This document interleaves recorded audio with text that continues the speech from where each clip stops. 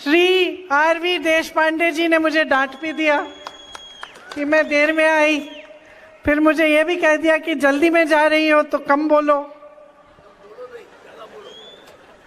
कहा कि 50 साल से राजनीति में है, इसलिए उनको अलाउड है मुझे डांटना।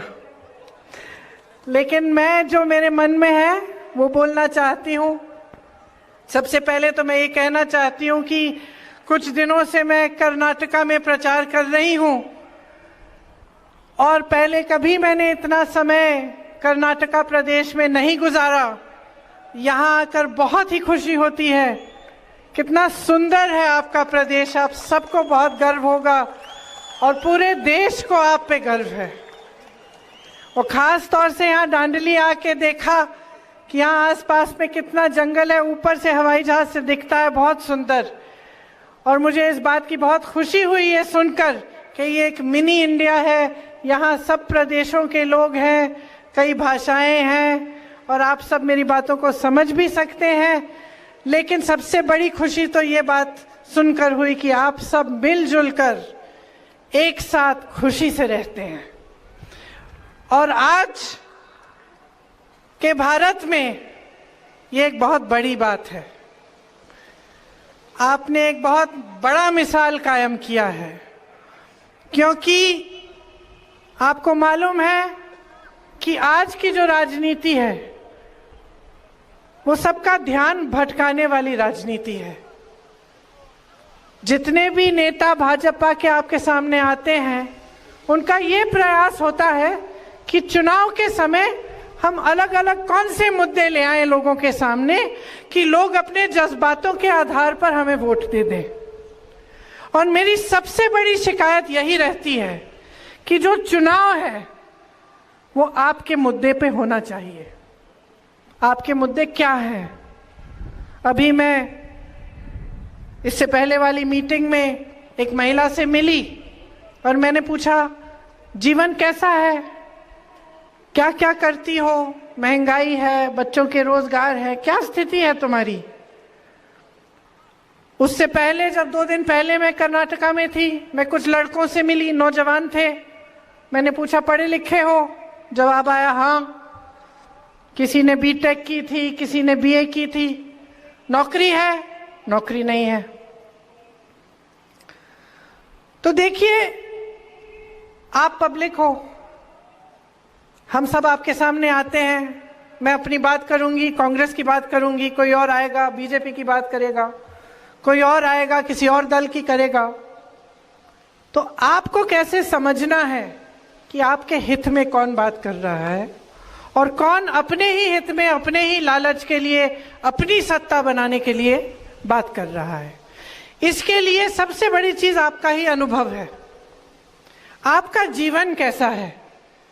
तो मैं आपसे पूछना चाहती हूं, पिछले 3.5 सालों से बीजेपी की सरकार चल रही है कर्नाटका में।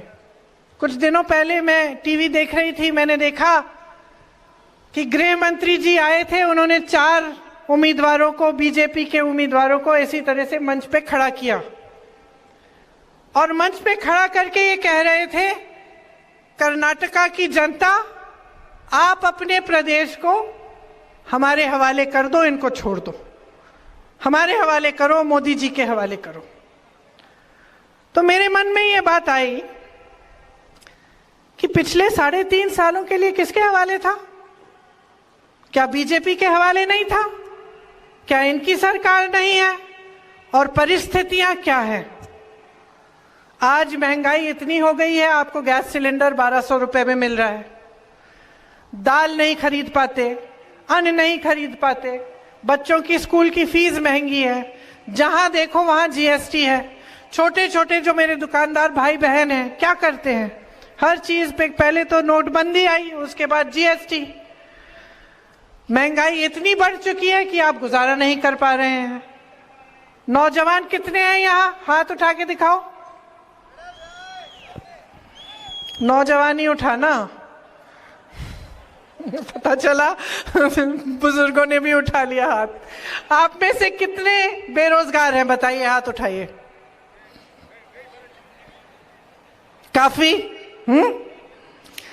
आप में से कितनों को सरकार ने नौकरी दी है 3.5 सालों में? किसी को नहीं दी। अब आपको मालूम होगा कि 2.5 लाख रोजगार खाली पड़े हैं। सरकार के 2.5 लाख पद खाली हैं। इसका मतलब है कि आपको रोजगार मिल सकते थे, लेकिन आपको नहीं दिए गए। आपके माँ बाप ने मेहनत करके ईमानदारी से आपको शिक्षित किया।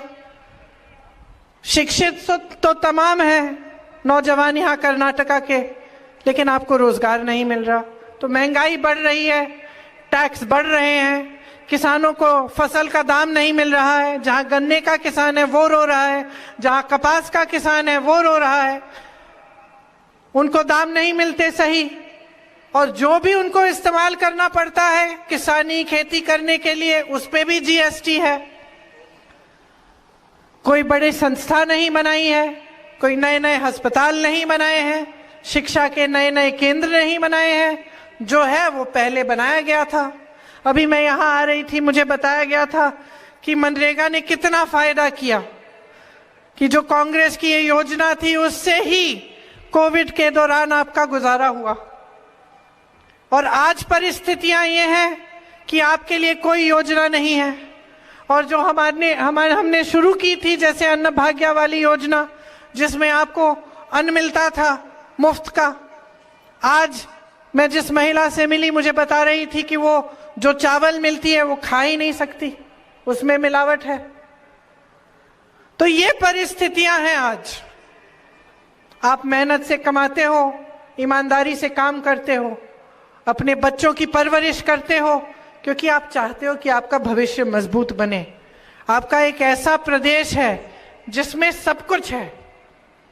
मुझे याद है मेरे पिताजी कहते थे, जब मैं 16-17 साल की थी, वो कहते थे कि बेंगलोर, हैदराबाद जैसी शहरें दुनिया में प्रसिद्ध हो सकती हैं। उस समय किसी को समझ नहीं थी इन बातों की, तो हम पूछते थे कि कैसे? तो उन्होंने कहा कि अंग्रेजी इंग्लिश बोलने वाले लोग और शिक्षित लोग इतने हैं बेंगलुरु में कि यहाँ पे टेक और जो भविष्य का काम है सबसे ज्यादा हो सकता है। आज वही हो रहा है, क्योंकि किसी की ऐसी सोच थी उस समय कि आपको कैसे आगे बढ़ाया जाए। तो हम जब चुनाव में इस तरह से आप लोग आते हो हमारी बातें सुनने के लिए, तो आपको ये समझना चाहिए कि जो सरकार आप बनाने जा रहे हो, इसकी आपके जीवन में क्या भूमिका रहेगी। अगर सरकार अच्छी होती है तो बहुत ऐसी चीजें हैं जिनमें आपको सुविधा मिलती है, चाहे वो बच्चों की शिक्षा हो, चाहे इंफ्रास्ट्रक्चर हो, चाहे नए रोजगार हो, चाहे किसानों के लिए स्कीम्स, या छोटे दुकानदारों, छोटे बिजनेसों के लिए मजबूत करने के लिए जो स्कीम्स हो।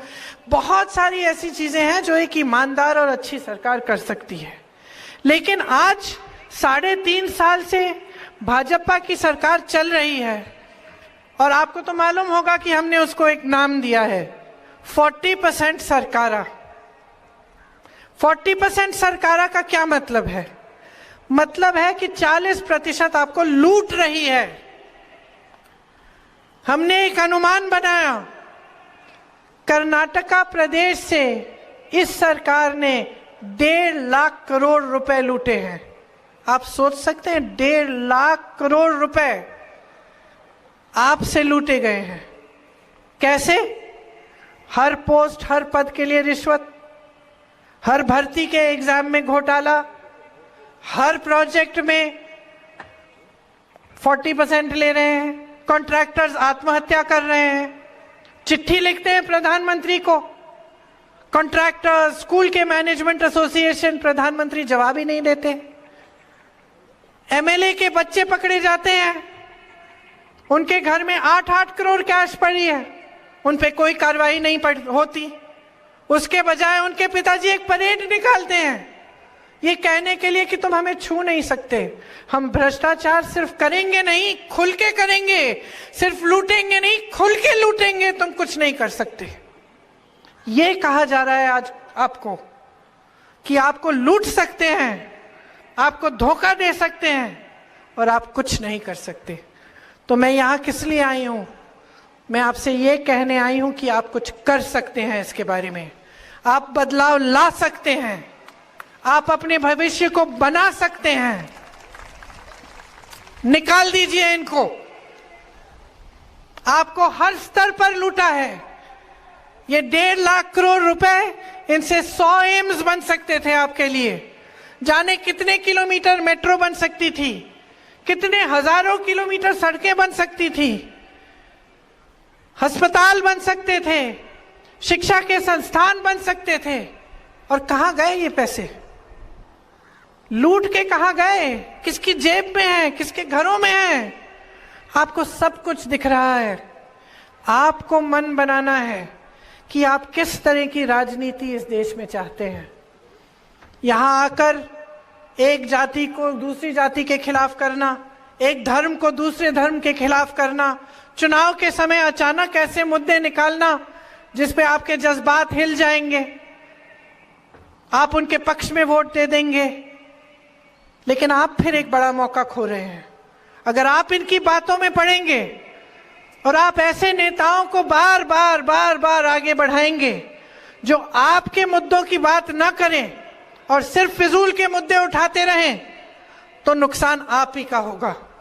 आज आपके मुद्दे, जैसे मैंने कहा, क्या है? महंगाई का बहुत मुद्दा है। कांग्रेस कह रही है कि अगर आप कांग्रेस की सरकार लाएंगे तो महंगाई पे रोक लाएंगे, और सिर्फ ये नहीं, आपकी मदद करेंगे। आज मेरी बहनें जो सारी वहां पे बैठी हैं, कितना संघर्ष करती हो आप। घर भी चलाती हो, जॉब भी करती हो, खेती भी करती हो, घर आके सबका देखभाल भी करती हो। सबसे बड़ा बोझ समाज कर आपके कंधों पे है, और सबसे कम सहायता समाज आपको देता है ना? तो कांग्रेस कह रही है कि इतनी महंगाई से सबसे ज्यादा कौन जूझा है? मेरी बहनें जो घर संभालती हैं। तो हम चाहते हैं कि हर महीने गृहस्थ महिलाओं को 2000 रुपए प्रति माह मिलना चाहिए, हर महीने मिलना चाहिए। हम करवाएंगे ये। इसको गृह लक्ष्मी योजना का नाम दिया है। गृह ज्योति है, जिसमें हम कह रहे हैं कि हमारी सरकार आएगी तो 200 यूनिट मुफ्त में आपको बिजली मिलेगी। नौजवान इतने सारे यहां हैं, एक ने हाथ नहीं उठाया कि सरकार ने आपको रोजगार दिया। हम कह रहे हैं कि 2.5 लाख जो खाली पद पड़े हैं उनको हम भरेंगे, आपको रोजगार मिलेगा, आपको मजबूती देंगे, आपके छोटे व्यापार, छोटे दुकानदारों को मजबूती देंगे। जिन्होंने ग्रेजुएशन किया है लेकिन अभी तक नौकरी नहीं पाए हैं, उनको हर महीने 3000 रुपए सरकार बेरोजगारी का भत्ता देगी। जिनका डिप्लोमा है उनको 1500 रुपए प्रति माह मिलेगा, ताकि आप भी आस्ते आस्ते अपने पैरों पे खड़े हो पाए और आप पे ये ना बीते कि आप शिक्षित हैं, आपके पास रोजगार नहीं है और बिल्कुल गुजारा नहीं कर पा रहे हैं। देखो, नौजवान का आत्मविश्वास रोजगार से जुड़ा होता है। जब वो कुछ करके आता है, घर में कुछ कमा के लाता है, तब उसे अपने आप पे गर्व होता है। जब ऐसे ही भटकता है, चाहे कितनी भी शिक्षा कर ली हो, नौकरी नहीं मिल पा रही है, तो खुद को बुरा लगता है, और उसमें तुम्हारा कोई दोष ही नहीं है। दोष सरकार का है जो आपके लिए मौके नहीं बना रही है, क्योंकि सरकार का यही काम होता है। सरकार का काम आपको एक दूसरे से लड़ाने का काम नहीं है, आपकी तरक्की का काम है। और इसी तरह से आपने जब नंदिनी बनाई, जो आपके कर्नाटका की एक कोऑपरेटिव है, आपकी मेहनत से बनी है और इतनी अच्छी है, अच्छी तरह से चल रही है। कांग्रेस की जब सरकार थी तो खूब दूध इकट्ठा होता था इसके द्वारा, और किसानों को 5 रुपए प्रति लीटर मिलता था दूध के लिए। तो इतना दूध इकट्ठा होता था कि स्कूलों में भी हम बच्चों को दूध दे सकते थे। अब आप देखिए कि भाजपा की सरकार कैसी साजिश कर रही है। ये चाहते हैं कि नंदिनी अच्छी है, फूल रही है, फल रही है। अब चाहते हैं कि गुजरात से अमूल का कोऑपरेटिव आए और इसको हड़प ले। तो क्या कर रहे हैं, नकली शॉर्टेज पैदा कर रहे हैं। कहने लगे हैं कि दूध इकट्ठा नहीं हो रहा है। अरे भाई, जब 3 साल पहले इतना दूध इकट्ठा हो रहा था कि स्कूल के बच्चों को मुफ्त दे पा रहे थे, तो अब कैसे गायब हो गया? क्योंकि आप करवा रहे हैं, और करवा इसलिए रहे हैं क्योंकि चाहते हैं कि गुजरात का कोऑपरेटिव आए और आपकी नंदिनी को हड़प ले। ये है इस सरकार की नीयत। और सिर्फ यहां नहीं, हर स्तर पर लूट, जहां जहां इनको दिखता है कि कुछ अच्छा हो रहा है, उसमें लालच भर जाती है इनमें, और उसमें से अपने लिए कुछ निकालने की कोशिश होती है। लेकिन सरकार का काम है आपको देना, आपसे लेना नहीं। ये जो संपत्ति लूटी जा रही है, ये आपकी है। जो सरकार सिर्फ बड़े बड़े उद्योगपतियों का फायदा देख रही है, पीएसयूज को उन्हें दे दिए, तमाम जो लोन है उनके लिए मुफ्त होता है, उनसे कुछ नहीं लेते, उनसे नहीं मांगते वापस। वो फूल रहे हैं, फल रहे हैं। एक अडानी की कमाई 1600 करोड़ रुपए एक दिन में, और भारत के एक किसान की कमाई 27 रुपए एक दिन में। और भारत की जितनी भी संपत्ति है सारी बड़े बड़े उद्योगपतियों को दे दी है। तो जब सरकार की नीयत यह होती है लूट, लालच, सत्ता, तो यही होता है। और इसे ठीक करने के लिए जनता को खड़ा होना पड़ेगा। जिन नौजवानों को रोजगार नहीं मिला है, अपना हक मांगो। जिन महिलाओं को कुछ नहीं मिलता, महंगाई से तरस रही हैं, अपना हक मांगो। जिनको लड़ाया जा रहा है एक दूसरे से, जाग जाओ। इस लड़ाई झगड़े से सिर्फ उन्हीं का फायदा हो रहा है, तुम्हारा नहीं हो रहा है। चाहे तुम हिंदू हो, मुसलमान हो, सिख हो, ईसाई हो, कुछ भी, फायदा सिर्फ उन्हें हो रहा है। और जितना इनकी बातों में आप पढ़ते चले जाएंगे, उतना नुकसान इस प्रदेश का, इस देश का होते चले जाएगा। आज आप महंगाई से जूझ रहे हैं, आपकी सहायता के लिए कुछ नहीं है। शेर देखने के लिए प्रधानमंत्री कर्नाटका आ जाते हैं, लेकिन आपकी समस्याओं को सुनने के लिए नहीं आते। चुनाव के समय आ जाते हैं, लेकिन जब इनकी सरकार चल रही है तो लूट को होने देते हैं। लूट से कोई परहेज नहीं है। और जब देखो आपका ध्यान इधर उधर भटकाना, अपने ध्यान को मत भटकने दो। तुम इस कर्नाटका की धरती के बेटे हो, इस कर्नाटका के धरती की बेटियां हो,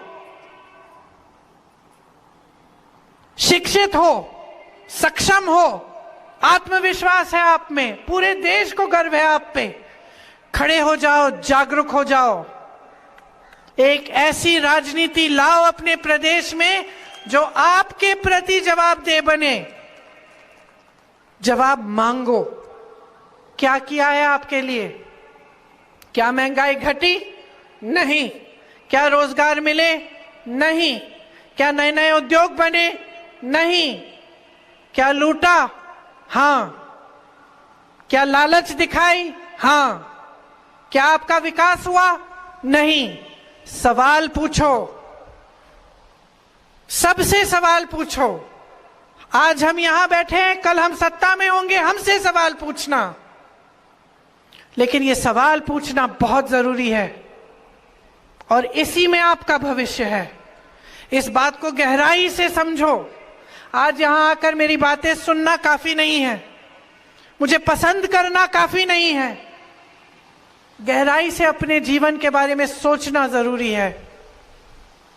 अगर आपको किसी नेता पे विश्वास था अतीत में, मुझे मालूम है आप में से बहुत लोग यहां आकर मुझे इसलिए भी देखने आते हैं क्योंकि आपने इंदिरा जी को देखा था। मुझे मालूम है इसमें मैंने कुछ बड़ा काम नहीं किया है, लेकिन उन्होंने किया था।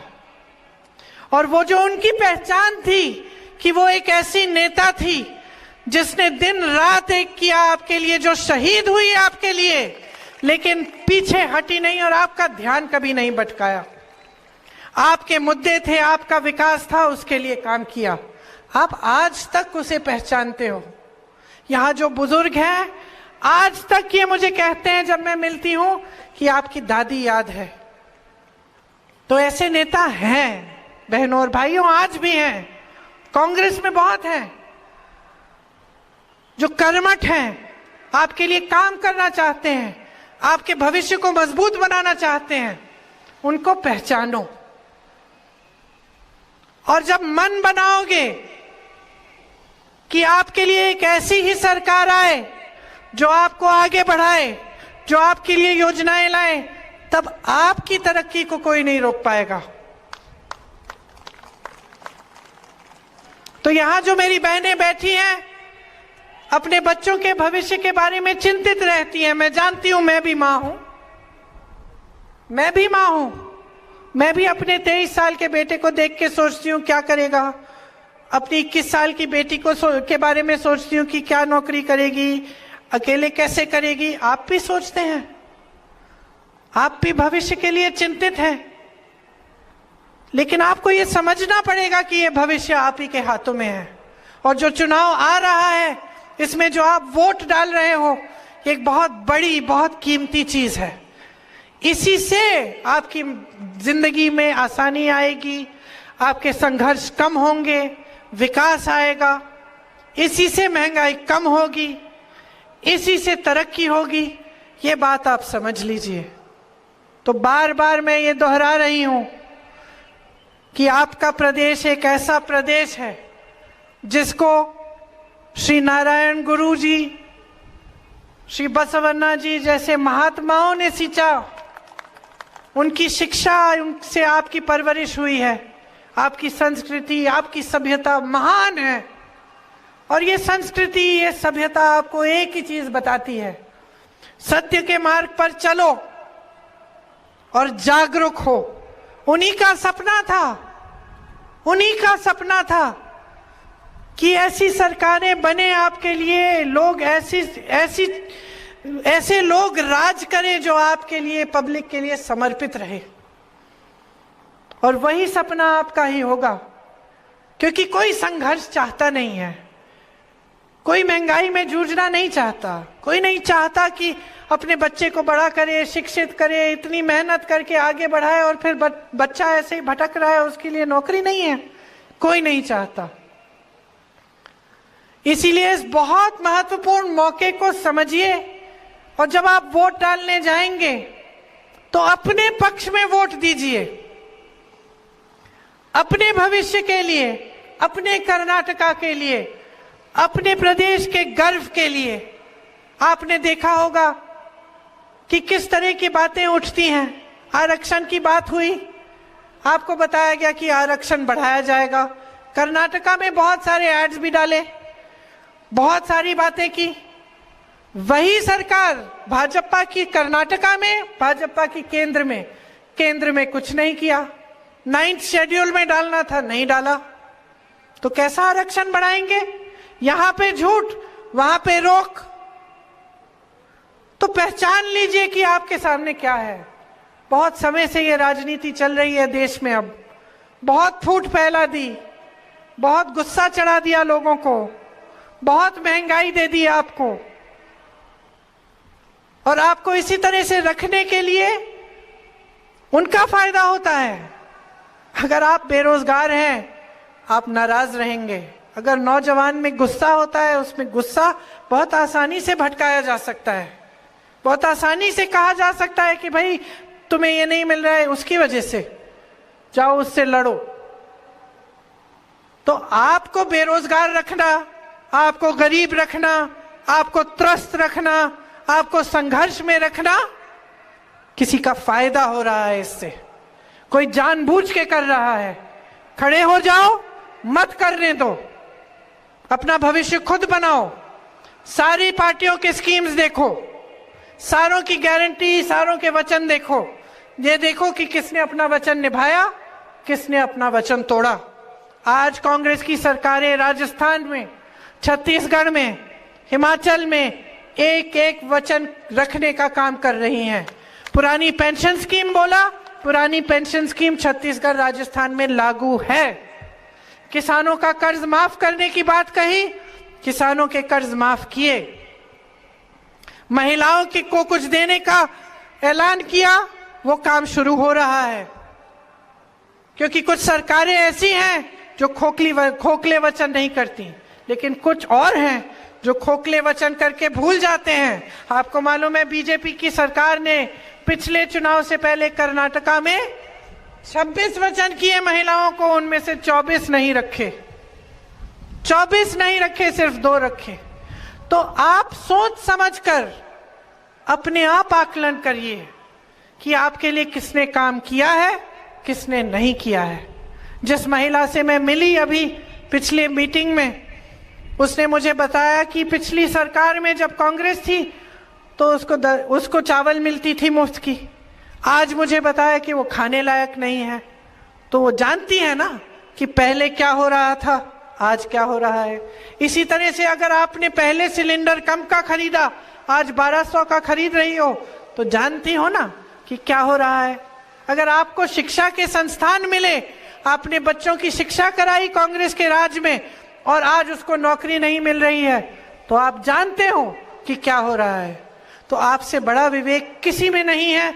मैं पूरा विश्वास करती हूं आपके विवेक में। मैं जानती हूं कि जब आप चुनोगे तो आप अपने लिए चुनोगे, और जब अपने लिए चुनने की बात होगी तो सिर्फ कांग्रेस का हाथ होगा। इसीलिए आप सबसे मैं आग्रह करती हूं कि आप अपने कर्नाटका को बनाने के लिए, मजबूत रखने के लिए इस चुनाव में बदलाव लाओ। क्योंकि बहुत हो चुका है, आपने बहुत सह लिया है और सहने की जरूरत नहीं है। आपको अपना भविष्य बनाना है, अपने बच्चों को आगे बढ़ाना है, और हम चाहते हैं कि कांग्रेस की सरकार आपके साथ इस भविष्य में भागीदार बने, लूट बंद हो, आपकी संपत्ति आपके हाथों में हो, और एक साथ हम आगे बढ़े कर्नाटका के गर्व के लिए और देश के गर्व के लिए। आप सबको बहुत बहुत धन्यवाद। आपने मेरी बातें सुनी। मैं क्षमा चाहती हूँ कि मुझे देर हो गई, और पता नहीं मैंने काफी बोला कि नहीं, वो तो देशमुख जी बताएंगे, देश पांडे जी बताएंगे। तो आप सबको बहुत बहुत धन्यवाद। मेरे साथ एक बार जोर से बोलिए, कर्नाटका की, कर्नाटका की।